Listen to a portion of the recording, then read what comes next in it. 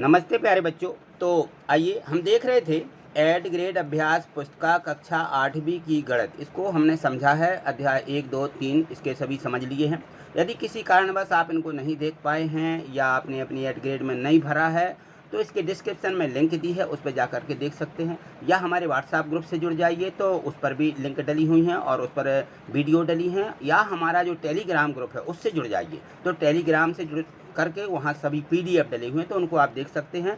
तो कुछ बच्चों के कमेंट्स हैं कि हम जो है तुम्हारे व्हाट्सएप ग्रुप से कैसे जुड़ें या प्ले लिस्ट पर किस प्रकार से जाएं। तो देखिए थोड़ी सी इसकी प्रोसेस इस प्रकार से रहती है। यहाँ देखिए मैं आपको बता रहा हूँ। देखिए मान लीजिए आप किसी प्रकार से कोई वीडियो देख रहे हैं, ये वीडियो देख रहे हैं और इस वीडियो का नाम है एड ग्रेड गणित कक्षा 8वीं की ये जो वीडियो है। इसमें देखिए ये जो यहाँ पर दर्शाया गया है, थोड़ी सी इसको बड़े रूप में देखिए। तो जैसे ये यहाँ देखिए ये है, जैसे तो यहाँ पर लिखा हुआ है। देखिए ये जो नीचे लिखा रहता है उस वीडियो के नीचे, यहाँ देखिए ये मोर लिखा ना, जहाँ ये कहलाता है डिस्क्रिप्शन। इसको आप क्लिक करेंगे तो सीधे आप डिस्क्रिप्शन आपका बॉक्स खुल जाएगा और वहाँ डिस्क्रिप्शन में नीचे खिसकाएंगे उसको तो लिंक दी गई है, उस लिंक पर आप क्लिक करके देख सकते हैं सभी वीडियो।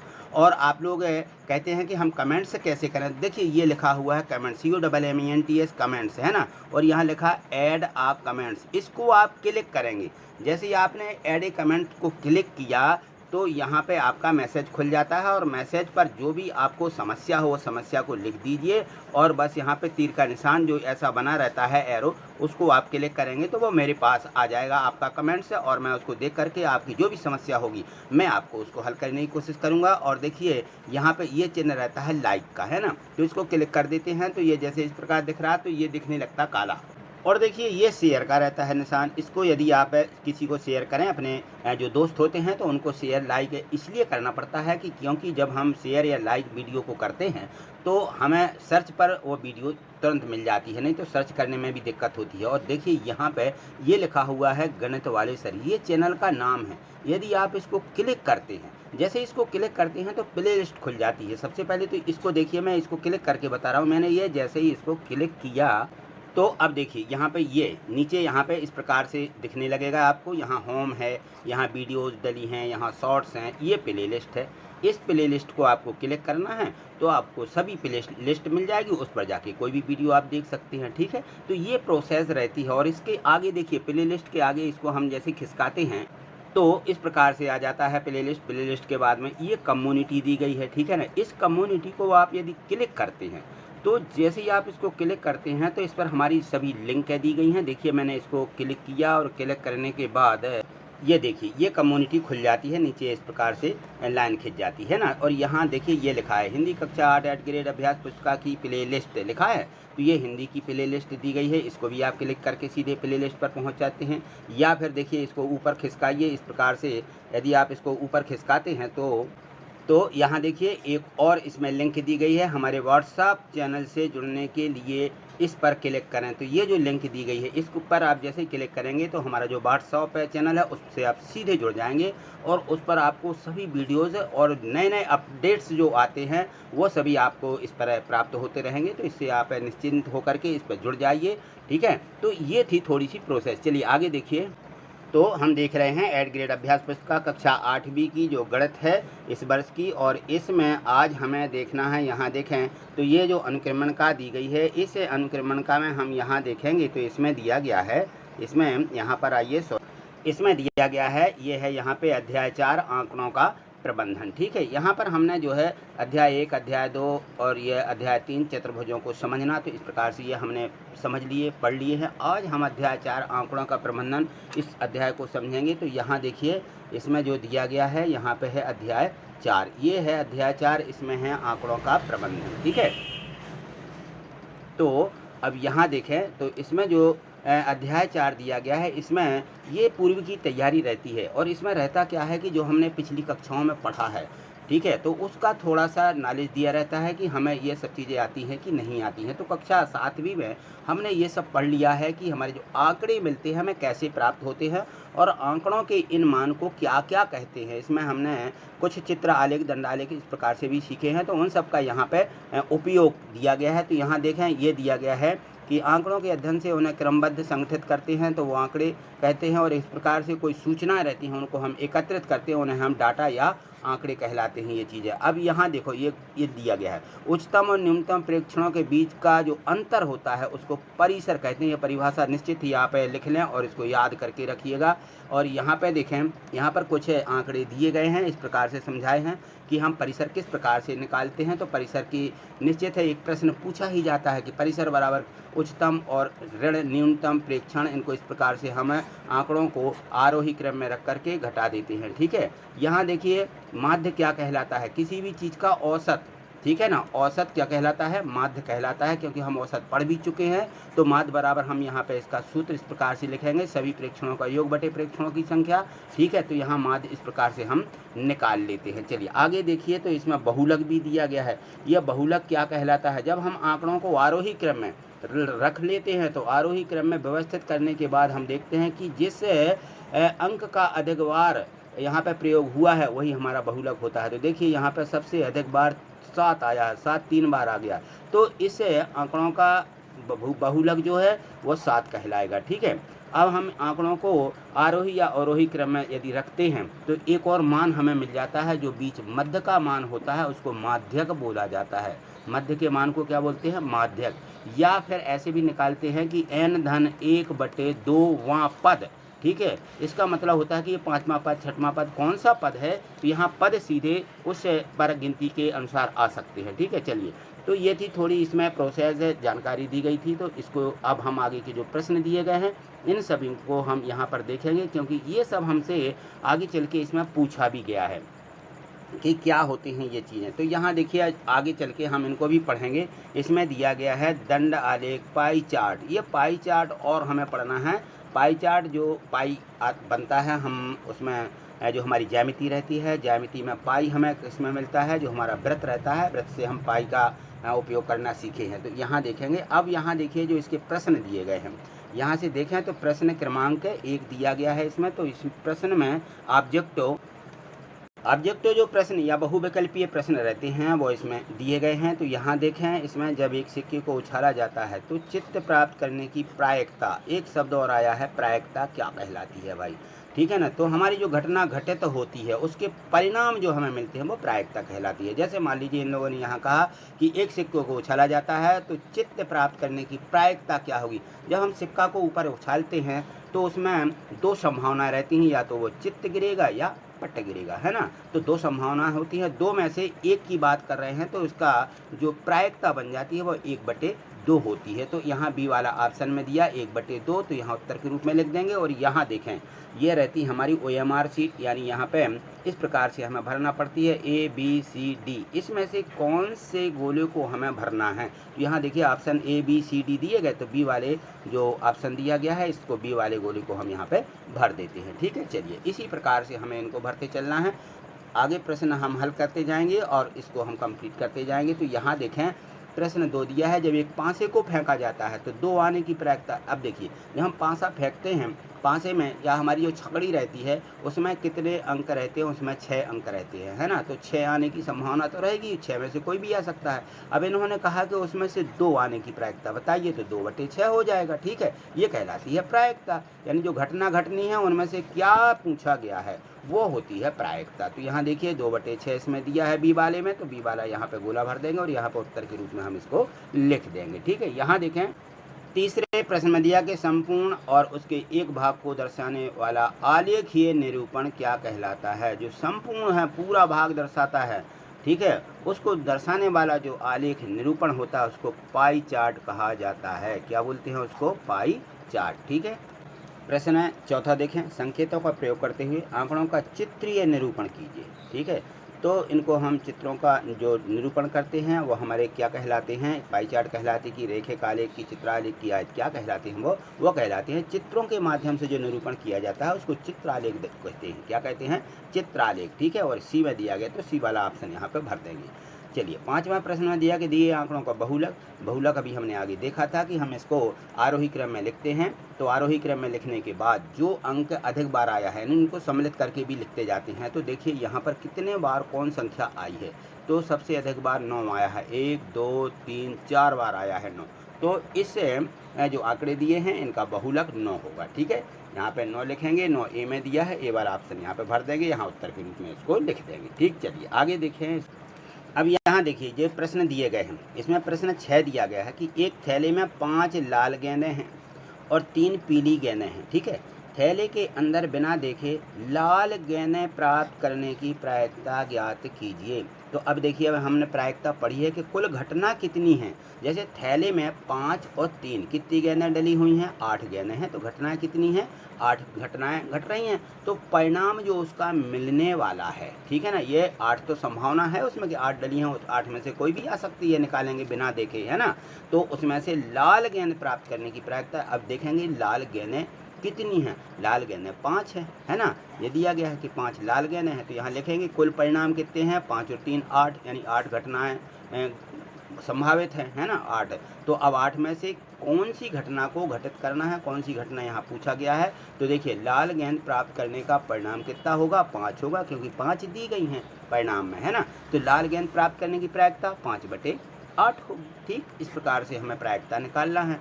चलिए प्रश्न 7 देखिए, जब एक पांसे को फेंका जाता है तो प्रत्येक घटना से प्राप्त होने वाले इन परिणामों को आप बताइए।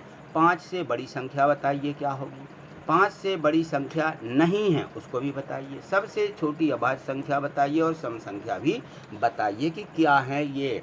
तो ये घटनाओं में हम यहाँ पे देखेंगे, तो इस प्रकार से हम इसको लिख देंगे कि देखिए 5 से बड़ी संख्या क्या है, 6। जब हमारे 6 परिणाम हैं, 1 2 3 4 5 6, 5 से बड़े क्या आएंगे, 6 ही तो आएंगे।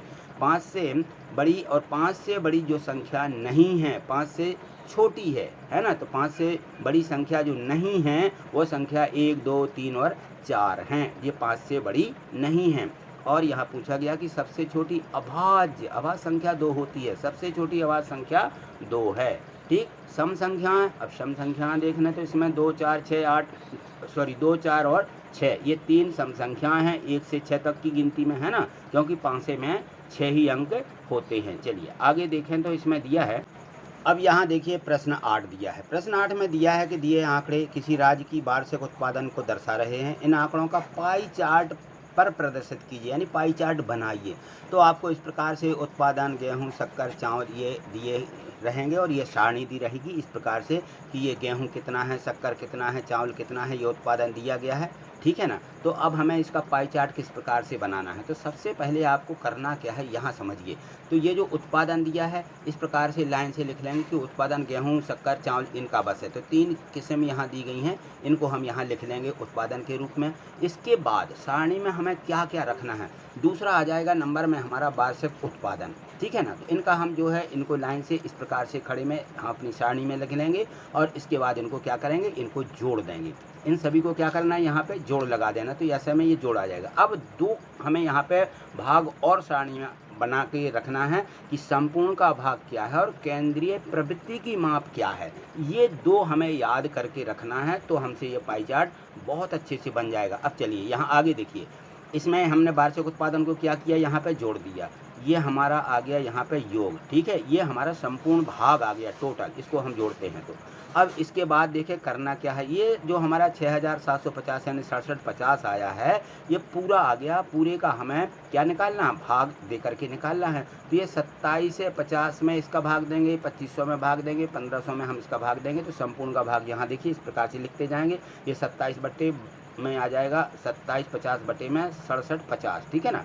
तो अब इसको हम काटेंगे जी, हमने लिख दिया कि 27 50 बटे 67 50। ठीक है। अब इसको हम क्या करेंगे, हल कर लेंगे। इस प्रकार से काटते जाएंगे 5 से 25 से, जिससे भी आपको काटना हो तो ये सभी संख्या कटती जाएंगी। 5 से काटेंगे तो 5 एकम 5, 5 3 15 और 5 25। इस प्रकार से 5 से इसको काटें, 5 पंचे 25, 5 पंचे 25 और यहाँ देखिए 5 से फिर कट जाएंगे ये, तो 5 एकम 5, 5 एकम 5 और 5 से इसको काट लिया, 5 दूनी 10 हैं और यहाँ पे आ जाएंगे 5 सत्ते 35। कितना आ गया, 11 बटे 27। तो हमने ये 11 बटे 27 यहाँ पे देखो ये लिख दिया। बस ऐसे ही इन संख्याओं को भी हम काट के 10 बटे 27 इसका आ जाएगा, इसका आ जाएगा 2 बटे 3, इसको काटेंगे। तो ठीक है। अब करना क्या है, केंद्रीय प्रवृत्ति की माप में, केंद्रीय प्रवृत्ति की माप होती है 360। ठीक है ना। तो हमें 1 का भाग आ गया, उसका एक हिस्सा आ गया ये। जब एक हिस्सा आ गया तो हमें कितने का निकालना, 360 का इसमें गुणा कर देंगे। देखिए 11 बटे जो हमारे यहाँ पे संख्या आई है 11/27 है, 11/27 लिखना, 3 नहीं है ये, 11/27 गुणित 360 और इसमें हम गुणा 360 का करके 27 का भाग देंगे तो ये मिल जाएगा हमें 1146.5, ठीक है ना। और दूसरा हमारा कितना है 10/27, इसमें 360 का गुणा, 2/3 इसमें भी 360 का गुणा, ठीक है। तो इस प्रकार से हम इसको यहाँ पे लिख लेंगे और भाग देते जाएंगे। तो ये आ गई हमारी केंद्रीय प्रवृत्ति की माप। अब हमें क्या करना है, इनसे जो हमें ये संख्याएं प्राप्त हो गई हैं ये, इनसे हमें पाई चार्ट बनाना है। कैसे बनाएंगे, एक गोला बना लिया। गोला बनाने में अब हम ये भाग कैसे बताएंगे, देखिए तो सबसे बड़ा भाग 146, उससे छोटा 133, सबसे छोटा 80 है। इसमें गेहूँ है, इसमें शक्कर है, इसमें गेहूँ, शक्कर और इसमें चावल है, ठीक है। तो पाई चार्ट में इस प्रकार से दर्शा दीजिए कि सबसे बड़ा भाग 146 है, 146 को इस प्रकार से दर्शा दिया और बाकी दो हिस्से जो थे ये दोनों के योग इसके बराबर हैं, तो 133.5 और यहाँ 80। इस प्रकार से दो भागों में सबसे छोटी संख्या 80, तो उसको छोटा भाग दे दिया। शक्कर थोड़े बड़े भाग में दे दी और ये 146 जो गेहूँ है सबसे बड़े भाग में, और इनके सामने लिख दिया कि ये चावल है, शक्कर है, ये गेहूँ है, ठीक। ये पाई चार्ट बन गया। तो इतना काम बस है पाई चार्ट बनाने में, ज़्यादा कोई दिक्कत नहीं रहती है, ठीक है। तो हमें ये दो शब्द याद करके रखना है, समपूर्ण का भाग और केंद्रीय प्रवृत्ति की माप, क्योंकि इसमें उत्पादन और वार्षिक उत्पादन टनों में ये तो यहाँ पे दिया गया है, तो उत्पादन लिख लेते हैं, वार्षिक उत्पादन लिख लेते कितना कितना हुआ, ठीक है। तो ये दो चीज़ें दी रहती है, दो के नाम याद करके बस इतना करना है और पाई चार्ट यहाँ पे चित्र बना देना है। चलिए अगला प्रश्न दिया नौवां प्रश्न देखिए यहाँ पे दिया है कि 672 विद्यार्थियों के स्कूल है आने और जाने के विभिन्न साधनों को पाई चार्ट के माध्यम से दर्शाया गया है। चार्ट में देखें और निम्नलिखित प्रश्नों के उत्तर दें। अब देखिए यहाँ पे ये पाई चार्ट बना हुआ है, जैसा अपन लोगों ने बनाया वैसा ही इसमें बना दिया कि ये पैदल दिया गया है, ये साइकिल, ये कार से और ये बस से इतने ओन से लड़के जाते हैं। केंद्रीय प्रवृत्ति की माप दी गई है, ठीक है ना। तो यहाँ दिया है कि कितने विद्यार्थी साइकिल से स्कूल जाते हैं, कितने विद्यार्थी बस से स्कूल जाते हैं, तो हमें ये इसमें निकालना है। तो देखिए यहाँ पे जब हम निकालेंगे तो कुल विद्यार्थी कितने हैं वो हम इसको जोड़ देंगे, कितने विद्यार्थी हो जाएंगे, टोटल केंद्रीय प्रवृत्ति की जो माप दी है इसको हम जोड़ते हैं तो ये जोड़ने में हमें मिल जाएगा 672। यहाँ पे दिया भी गया है कि 672 विद्यार्थियों के स्कूल आने जाने, तो यहाँ टोटल प्रवृत्ति की माप दी गई है और केंद्रीय प्रवृत्ति की माप कितनी होती है, 360 होती है, ठीक है। अब साइकिल से पूछा गया है कि साइकिल से स्कूल जाते हैं कितने बच्चे हैं वो, तो साइकिल से देखिए यहाँ पे दिया गया 90 है ना। तो बस की माप कितनी होगी, साइकिल की माप 90 है, बस की माप 120 है, तो इसके जाने वाले विद्यार्थी हम 90 बटे कितना कर देंगे, आंसर दिया गया 90 बटे 360 और 672 का गुणा करेंगे तो 168 विद्यार्थी साइकिल से जाने वाले निकल आएंगे। इसी प्रकार से बिल्कुल बस का निकालेंगे कि यहाँ बस के दिए गए हैं 120 में 360 का गुणा भाग करेंगे और 672 से इसमें गुणा कर देंगे, ठीक है। तो एक की माप निकलेगी और 672 विद्यार्थियों की, तो 224 आ जाएगा। उसमें से बस से जाने वाले विद्यार्थियों की संख्या कितनी आ जाएगी, 224। तो इस प्रकार से जब भी माप दी गई हो, केंद्रीय प्रवृत्ति की मापें अलग अलग इस प्रकार से, तो हम किस प्रकार निकालेंगे, हमें संपूर्ण का भाग जरूर दिया होगा यहाँ पे, ठीक है ना। तो संपूर्ण के भाग का गुणा करना है और केंद्रीय प्रवृत्ति की जो माप दी गई है उससे भाग देते जाना है, ठीक है। चलिए अगला प्रश्न देखें।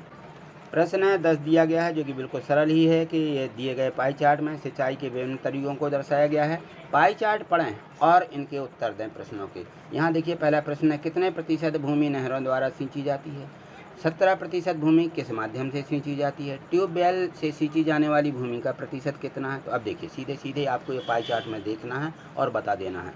तो कितने प्रतिशत भूमि नहरों से सिंची जाती है, तो यहाँ हमें लिखना है नहरों से कितनी, 46%। सीधा पूछा कितने प्रतिशत, 46%, ठीक। इसको देख करके 17% भूमि किससे सिंची जा रही है, 17% भूमि टैंक से, यहाँ टैंक लिखा है तो टैंकों से सिंची जा रही।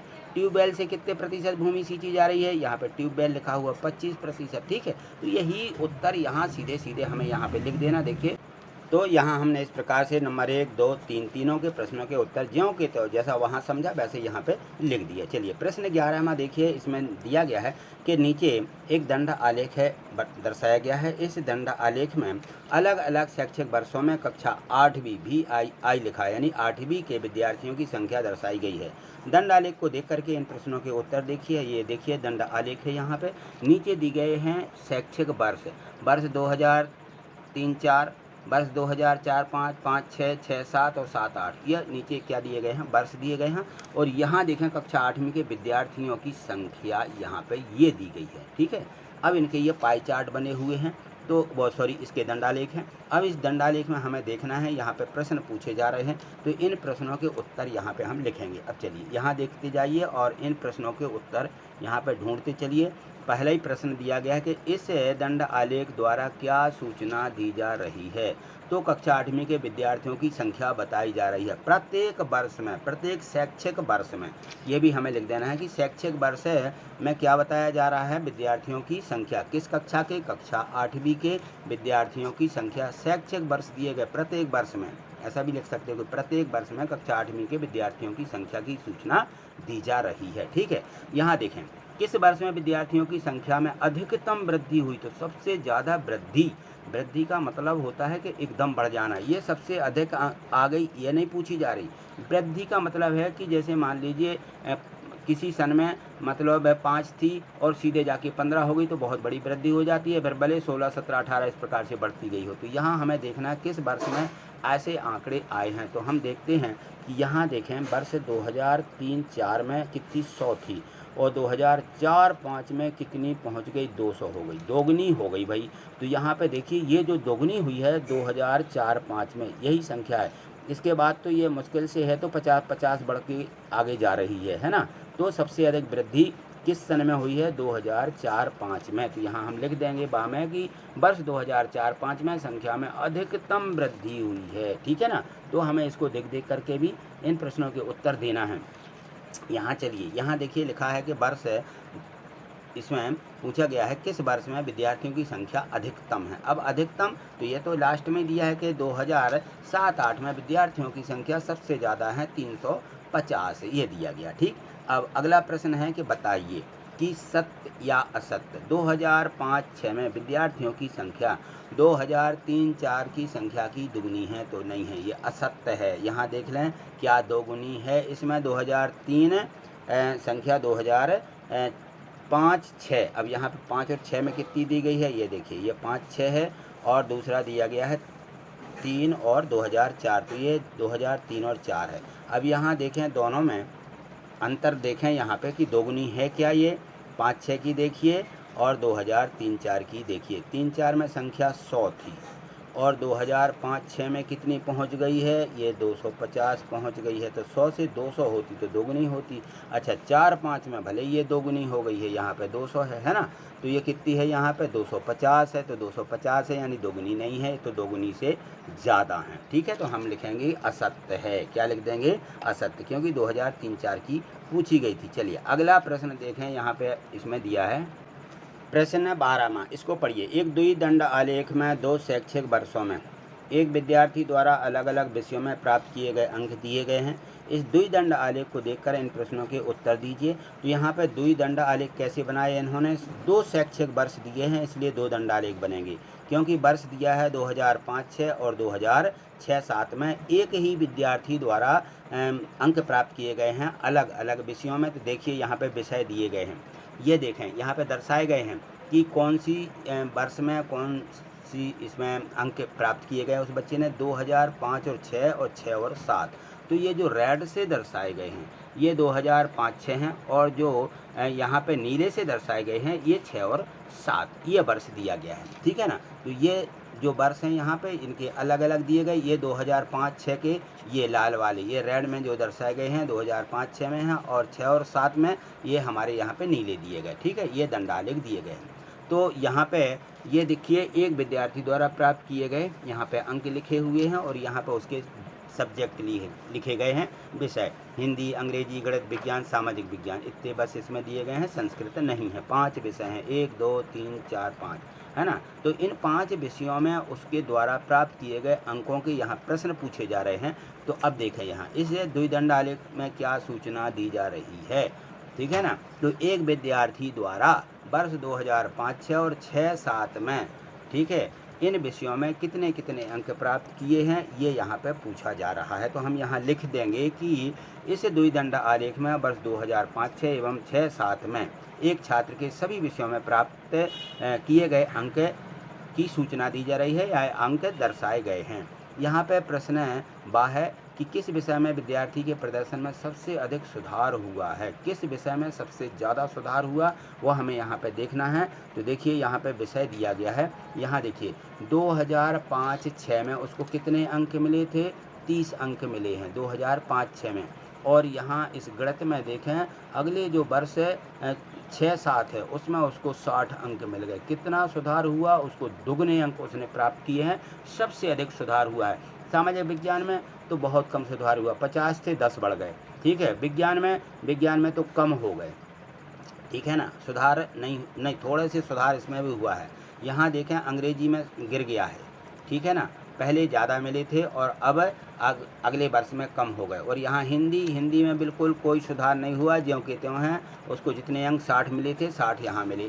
तो इस प्रकार से ये यहाँ पे द्विदंड आलेख दर्शाया गया है। चलिए अगला प्रश्न यहाँ पढ़ते हैं कि किस विषय में प्रदर्शन में गिरावट आई है। तो ये देखिए किस में आई है, अंग्रेजी में, है ना। यहाँ अंग्रेजी में गिरावट आई है तो हम लिख देंगे कि अंग्रेजी में गिरावट आई है। किस विषय में प्रदर्शन समान रहा, तो यहाँ देखें हिंदी में ये जो है प्रदर्शन बिल्कुल समान रहा है। तो यहाँ इन प्रश्नों के उत्तर को यहाँ पे लिख दीजिए कि गणित विषय में अधिक सुधार हुआ, अंग्रेजी विषय में प्रदर्शन में गिरावट आई और हिंदी विषय में प्रदर्शन समान रहा है, ठीक है। चलिए अगला प्रश्न देखिए, प्रश्न 13वां दिया गया है। इसमें दिया गया है कि किसी छात्रावास में ये विभिन्न भाषाएं बोलने वाले विद्यार्थियों की संख्या नीचे दी गई है और उनका हमें एक पाई चार्ट बनाना है। तो देखिए अभी हमने पाई चार्ट बनाना सीखा है, ठीक है, बिल्कुल ज्यों का त्यों वैसा ही आपको यहाँ बना देना है। तो अब देखें यहाँ भाषा दी गई, यहाँ विद्यार्थियों की संख्या दी गई, तो हम यहाँ पे 2 कॉलम इस प्रकार से बना लेंगे, ठीक है। यहाँ भाषा, यहाँ विद्यार्थियों की या छात्रों की संख्या, ठीक है। इस प्रकार से हमने लिख लिया। यहाँ हिंदी, अंग्रेजी, मराठी, तमिल ये विषय हो गए और ये विद्यार्थियों की संख्या हो गई। तो यहाँ इसको इस प्रकार से दर्शाया और फिर इसके बाद क्या दर्शाते हैं हम इसमें हम माने कुल का भाग दर्शाते हैं और भाग को भिन्न भी बोला जाता है, ठीक है ना। तो हमने जगह ना होने के कारण यहाँ सिर्फ लिख दिया है भिन्न, ठीक। यहाँ आप भिन्न लिख लेंगे, इनको जोड़ दिया हमने तो टोटल 40 है, 25, 15, 10 इनको जोड़ेंगे तो योग आएगा 90, ठीक है। अब हमें 90 में 40 का, 25 का, 15 का, 10 का, 90 का, इनका अलग अलग भाग करके यहाँ पे हम निकालते जाएंगे। तो चलिए इनको हमने यहाँ पे निकाला है तो कितना आ जाएगा। अब देखिए यहाँ पे 40 में 90 का भाग दिया, 4/5, 25 में 90 का 5/18, ठीक है, 15 में 90 का तो 1/6 और 10 है में हमने 90 का भाग दिया तो कितना आ गया ये 1/9, ठीक। अब इनमें हम 360 का गुणा करेंगे। ये केंद्रीय प्रवृत्ति की माप, यहाँ लिखते हैं केंद्रीय प्रवृत्ति की माप, ठीक है। ये 2 कॉलम बस हमें अधिक बढ़ा के लिखना पड़ते हैं और यहाँ हम गुणा करते जाएँ तो यहाँ 200, यहाँ 100, यहाँ 60, यहाँ 40 आ जाएगा, ठीक है। तो इस प्रकार से आप इसको हल कर लेंगे। जैसे मान लीजिए यह 9 एकम 9 और यहाँ 9 चौको 36, 4 आ जाएंगे यानी 40, तो कितना हो जाएगा 5 चौको 20 यानी 200। इसी प्रकार से आप इनको काटते जाइए और हल करके आपको ये उत्तर प्राप्त हो जाएगा, ठीक है। तो इतना यदि हम कर लेते हैं तो इसके बाद 200, 100, 60, 40। अब केंद्रीय प्रवृत्ति में हमारे यहाँ पे 4 दिए गए हैं, है ना। यहाँ देखें 200 है और यहाँ पे देखें 60 और 40, 100 और 100, 200। तो ये जो 3 भाग हैं, ये 3 भाग इस 200 के बराबर हैं, तो 200 को ये पूरा दे दें। इस प्रकार से देखिए ये 200 वाला हमारा हिंदी का 200 हो जाएगा और बाकी आधे में ये 100, 60 और 40 दर्शाए गए हैं। तो एक 100 वाला यहाँ पे आधा हिस्सा हमने 100 का दे दिया और जो बचा उसको 60 और 40 में इस प्रकार से बांट देंगे। तो ये केंद्रीय प्रवृत्ति की माप के द्वारा हम पाई चार्ट इस प्रकार से बना सकते हैं, ठीक है। अब यहाँ देखें जो अगला प्रश्न दिया गया है इसका, यहाँ देखिए प्रश्न 14 दिया है कि दी गई सारणी में किस राज्य में खाद्यान्न उत्पादन को दर्शाया गया है और आंकड़ों को दंडालेख में दर्शाइए। तो इस सारणी में कोई भी एक राज्य दिया गया है तो उसमें जो है यहाँ पे वर्ष दिए गए हैं, देखिए ये वर्ष दिए हैं, उत्पादन टनों में दिया गया है, ठीक है, कि इतने लाख टन, ठीक। 2001, 2002, 3, 4 और 5 में ये यहाँ पे 45 ton, 48 ton, 60,000 ton, lakh ton और 62 लाख टन और यहाँ 80 लाख टन, ठीक है ना। तो यहाँ पे हम इसको इस प्रकार से पैमाना मानते हुए कि पैमाना जब हम बनाएंगे इसमें तो पैमाना 1 सेंटीमीटर का एक खंड बनाते हैं और 1 सेंटीमीटर बराबर हमने 10 टन, यहाँ पे जो टनों में दी गई संख्या तो हम लिख लेंगे कि 10 टन, ठीक है। और यहाँ हम उत्पादन लिखेंगे, यहाँ वर्ष लिख देते हैं, तो यहाँ पे जो हमारे वर्ष दिए गए 2001, 2, 3, 4, 5 इस प्रकार से, ठीक है। अब हम देखें यहाँ पे कि 2001 में कितना उत्पादन हुआ, 2001 में 45 टन, ठीक है ना। तो यहाँ 40 हमारा यहाँ था, 40 से 5 आगे जाएगा तो यहाँ आधे के लगभग में आपको यहाँ पे क्या बनाना होगा, इतना हमें ये आयत खड़ा कर देना है, तो ये हमारा दंड आलेख बन जाएगा, ठीक है ना। इसी प्रकार 2 में 48 तो थोड़ा सा आगे कर दीजिए, यहाँ से 45, 46, 47, 48 आ जाएगा, 50 बहुत आगे होता है, ठीक है ना। फिर इसके बाद में देखिए यहाँ आधे पे लगभग 50 था और 2003 में कितना हुआ 60, 2003 में 60, तो यहाँ सीधे 60 के लाइन के बराबर में यहाँ दंडालेख बना। 2004 में 62 है तो थोड़ा सा यहाँ पे 62 पे आ जाएंगे, क्योंकि ये हम है यहाँ पे हमारा जो है जो इसकी ग्राफ पेपर आता है वह नहीं है, तो इस प्रकार से बनाएंगे। और 2005 में देखिए 2005 में 80 है तो 80 के सामने तक हमें ये आयत खड़ा कर देना है, ठीक है, इस प्रकार से बना देना है। तो ये हमारा क्या बन जाता है, दंड आलेख। तो सीधा सीधा दंड आलेख बनाने में कोई दिक्कत नहीं है, सीधे हमें जो उत्पादन दिया उत्पादन लिख लेते, वर्ष दिया वर्ष बना देते हैं और यहाँ पर दंड आलेख बना देंगे। बस रहता है पैमाना, तो पैमाना हमेशा 1 सेंटीमीटर का बनाएं और जितना भी उसमें आप अंतर ले रहे हैं वो अंतर यहाँ पे दर्शाया जा रहा है 10-10 का, तो वो 10-10 यहाँ पे हम बता देंगे, ठीक है। चलिए अगला प्रश्न देखें 15वां। अब यहाँ देखिए प्रश्न 15वां में कि किसी स्कूल के विद्यार्थियों द्वारा पसंद किए जाने वाले आइसक्रीम की महक यानी स्वाद दिया गया है, ठीक है। तो इसमें एक पाई चार्ट के रूप में इसको बताइए। अब देखिए यहाँ पे महक दी गई हैं, चॉकलेट, वनीला और अन्य प्रकार की महक दी हैं। यहाँ महकों को पसंद करने वाले विद्यार्थियों का प्रतिशत दिया गया है, तो इसको हमें इस प्रकार से सीधी सारणी बना दी गई है, नहीं तो वे ये रहते हैं तो इस प्रकार से हमारे जो है क्षैतिज में बनाते हैं। यहाँ सीधी सीधी सारणी इन लोगों ने बना दी है, तो इसको सीधा ऐसे ही बना लें। इसके 2 खंड बस आपको यहाँ पे आगे कर देना है, ऐसे बना लेंगे। तो इस प्रकार से हमने बनाई है, देखिए यह महक लिख दिया है यहाँ पे, यहाँ प्रतिशत यहाँ भिन्न के रूप में हम निकालते हैं, ठीक है। ये प्रतिशत सीधा लिख करके सीधे भिन्न के रूप में निकाल लें, तो ये जितना होगा इनका योग कर देते हैं, तो योग जो हो जाता है 100 होगा, 25, 25 और 50 100 हो जाएगा, ठीक है ना। तो हम इसमें 100 से भाग लगाते चलेंगे, तो 50 में 100 से भाग लगाएंगे 1/2, 25 का भाग लगाएं 25 में लगाएंगे 1/4, फिर 25 में 1/4 ये आ जाएगा। और इसमें केंद्रीय प्रवृत्ति की माप जो रहती है कोण, यहाँ पे हम इसमें गुणा करते जाएंगे 360 का, तो हमें ये यहाँ पे केंद्रीय प्रवृत्ति के कोण मिलते जाएंगे 90, 90, 80। अब यहाँ देखें किस प्रकार से पाई चार्ट बनाना है, तो यहाँ देखो 180 और 90, 90, 180, तो 180 का पूरा आधा हो जाएगा, इस प्रकार से आधा पूरा 180 और 90, 90 इसको आधा आधा कर देंगे, ठीक है ना। तो ये इस प्रकार से हमारा पाई चार्ट बन जाएगा और पाई चार्ट में भी ज़्यादा दिक्कत नहीं होती है। तो चॉकलेट बताई हमने 180 और बाकी के जो अन्य प्रकार दिए 90 और वनीला भी हमारा 90 में आएगा, ठीक है ना। तो इस प्रकार से ये पाई चार्ट हमें बना देना है। तो इसमें भी मुझे पूर्ण विश्वास है कि ये कोई आपको अब दिक्कत नहीं होने वाली है। यदि आपको लगता है कहीं किसी प्रश्न में तो आप ज़रूर कमेंट्स करिएगा, मुझे विश्वास है कि आपने ये अच्छे से समझे हैं। और यदि आपने सीधे वीडियो बस उतार लिए हैं तो समझ में नहीं आएगा, यदि आपने वीडियो को देखा है समझा है तो आपको निश्चित ही ये सभी समझ में आ ही गए होंगे। तो आज इतना ही, मिलते हैं अगली वीडियो के माध्यम से। आगे देखने के लिए आपको चैनल को सब्सक्राइब करके रखना ही पड़ेगा और वीडियो को लाइक करें और शेयर ज़रूर करें, ठीक है ना। बच्चों को जो दूसरे आपके दोस्त होते हैं उनको शेयर कर दें, लाइक कर लें। इतना काम यदि आप कर लेते हैं तो आगे सर्च पर भी आपकी मोबाइल पर वीडियो प्राप्त होती जाएंगी, ठीक है। थैंक यू, धन्यवाद।